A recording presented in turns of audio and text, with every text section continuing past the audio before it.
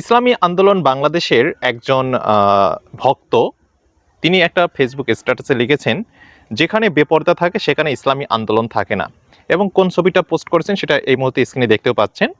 তাকে প্রশ্ন করা হয়েছে যে সংসদে মহিলা আছে, তাহলে কি সংসদে যাবেন না? এর জবাব কি দিতে পারবে?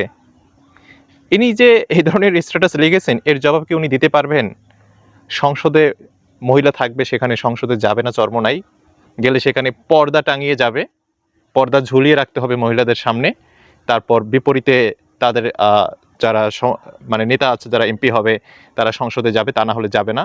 এ ধরনের বুকে সাহস থাকলে, এ ধরনের ইমানের জজবা থাকলে, শক্তি থাকলে দেখাক না এ ধরনের একটা বয়ান দিয়ে কত শক্তি সামর্থ্য আছে তাদের। পারবে?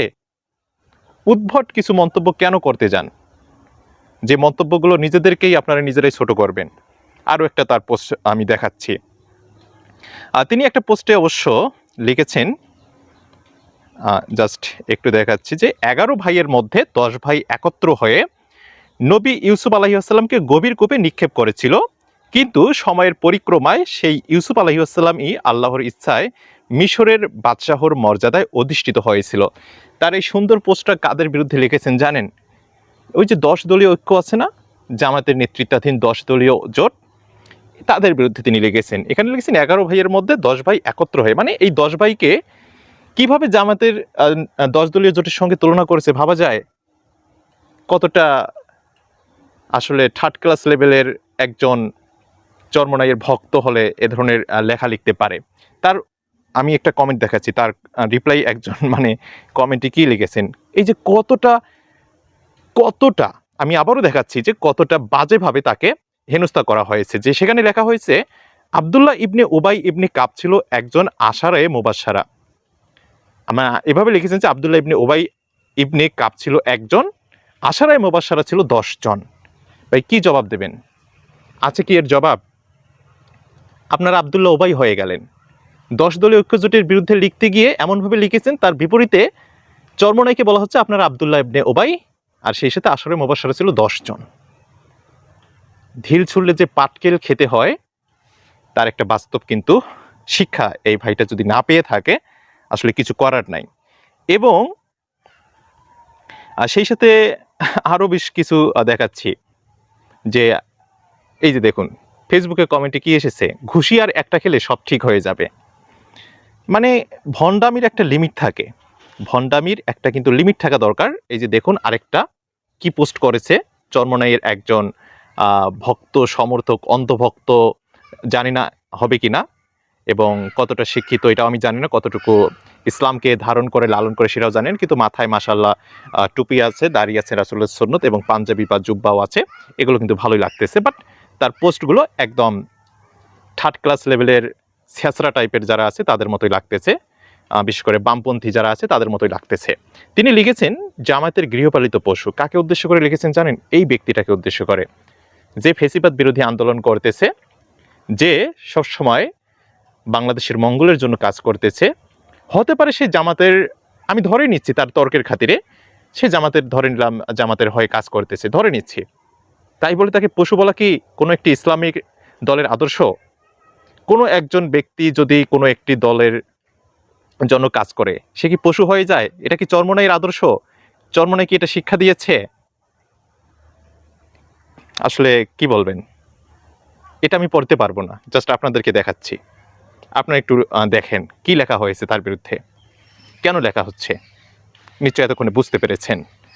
এখন আমি পয়েন্টে আসি। এতক্ষণ ছিলাম পয়েন্টের বাইরে, বাম হাত দিয়ে অবশ্য ধরে আছি স্ট্যান্ড। এখন একটু পয়েন্টে আসি। চলুন পিনাকিদার মতো বলি, আল্লাহর নামে শুরু করি। আউযুবিল্লাহি মিনাশ শাইতানির রাজিম, বিসমিল্লাহির রহমানির রহিম। কারণ এতক্ষণে যে পোস্টগুলো দেখালাম, শোনালাম, এগুলো ছিল শয়তানিমূলক এবং এখানে শয়তানের চক্রান্ত ছিল, সেখান থেকে অবশ্য আল্লাহর কাছে পানা চাইলাম। দেখুন চরমোনাই এতদিন ধরে, প্রায় 1 বছরের মতো হলো জোটে থাকবে, ইসলামের বাক্স একটা হবে, ঐক্যবদ্ধভাবে কাজ করবে, ইসলামের স্বার্থে কাজ করবে, আমরা সবাই খুশি। যারা এতদিন ধরে একটা জিনিস চেয়েছিল যে সকল ইসলামিক দল কেন এক হয় না, তারা কিন্তু এই বিষয়টা দেখার পর অনেক খুশি হয়েছিল। কিন্তু ইসলামিক দল হিসাবে ইসলামিক আন্দোলন বাংলাদেশ যখন দেখলো তাদের স্বার্থ রক্ষা হচ্ছে না, তারা 100 আসনের আশেপাশে যে চাহিদা দেখিয়েছে সেই চাহিদা মতো আসন পাচ্ছে না, আসন সমঝোতা হচ্ছে না, তখন তারা জোট থেকে বের হয়ে গেল এবং জামাতকে ইসলামের আদর্শ থেকে বাইরে যাওয়া বা বেরিয়ে যাওয়া একটি দল বলা হচ্ছে। বিভিন্নভাবে তাদের নেতাকর্মীরাও যেমন লেখালেখি করতেছে, তাদের শীর্ষ পর্যায়ের নেতাও কিন্তু বলেছে জামাত আসলে যাতায়াত, তারা যা মন চেয়ে বলেছে সেগুলো আমি বলতে চাচ্ছি না। বাট যদি প্রশ্ন হচ্ছে এই জায়গায় আমার, আজকে পর্যন্ত আমি যখন ভিডিওটা রেকর্ড করতেছি এই সময় পর্যন্ত যদি তাদের স্বার্থ দেখতো জামাত, আবার কিন্তু তারা ফিরে আসতো। আমি ওপেন চ্যালেঞ্জ দিয়ে বলতেছি, তারা ফিরে আসতো। যদি 100 আসনের আশেপাশে তাদেরকে অফার করা হতো, তারা 100% জোটের মধ্যে আসতো। অথবা 100 আসনের আশেপাশে তাদের যে চাহিদা, সেই চাহিদা মতো যদি তারা আসন পেত, আসন সমঝোতা হতো, তাহলে জামাত তাদের কাছে একটা সুন্দর দল হিসেবে পরিচিতি লাভ করতো বা সুন্দর দল হিসেবে তারা গ্রহণযোগ্যতার সাথেই দেখতো। তখন তাদেরকে কোনো ধরনের বাজেভাবে মন্তব্য করা হতো না, তাদেরকে উদ্ভটভাবে আক্রমণ করা হতো না, তাদের বিরুদ্ধে তাদের কর্মীরা হয়তো লেখালেখি করতো না। কিন্তু যখন দেখতেছি তাদের স্বার্থের বাইরে চলে যাচ্ছে, আমার স্বার্থ আমি ওইভাবে উদ্ধার করতে পারতেছি না। নাম আমার হচ্ছে যে আমি ইসলামের আদর্শের জন্য কাজ করব, ইসলামের জন্য কাজ করব, কিন্তু আমার স্বার্থে যখন আঘাত লাগতেছে, আমি যখন আসন সমঝোতায় 100-র আশেপাশে আসন পাচ্ছি না, তখন আর ওই ইসলামের জন্য আমার কাজ করার যে স্বপ্ন, যে চাহিদা, যে ইচ্ছা শক্তি ছিল, সেটা শেষ হয়ে গেল। এই হচ্ছে আমাদের অবস্থা।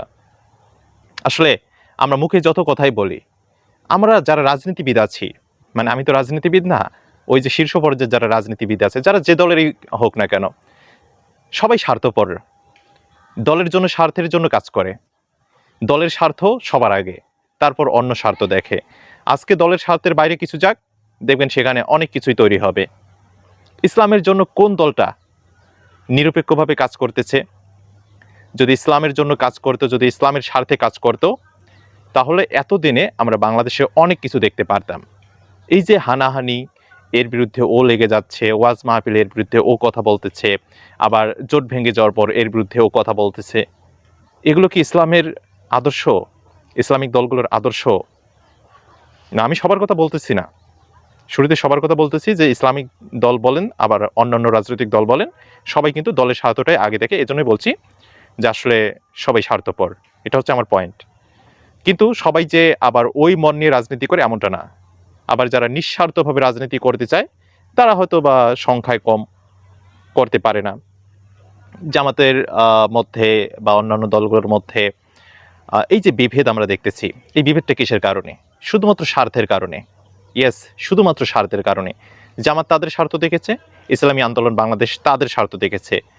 স্বার্থের জায়গা থেকে যার স্বার্থ যেভাবে উদ্ধার করতে পেরেছে করেছে, যার স্বার্থ যে উদ্ধার করতে পারেনি সে হাল ছেড়ে দিয়েছে, তাদের বিরুদ্ধে লেগে গেছে। এই হচ্ছে আমাদের ভোটের বাক্স এক করার যে আপ্রাণ চেষ্টা, এই হচ্ছে আমাদের ইসলামী শাসন ব্যবস্থা কায়েম করার আসলে বর্তমান রেজাল্ট।